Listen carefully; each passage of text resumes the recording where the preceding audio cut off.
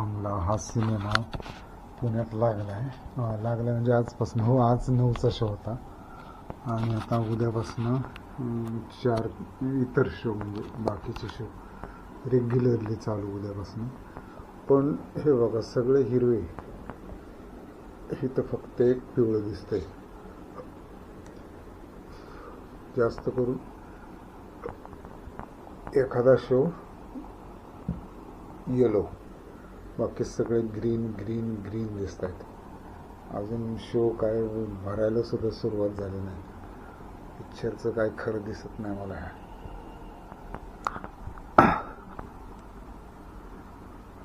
इथं तेवढं कुठं मंचरला तेवढे 3 शो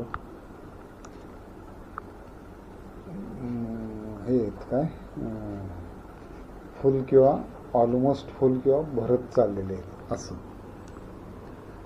बाकी कुठं बघता ते अजिबात नाही काय.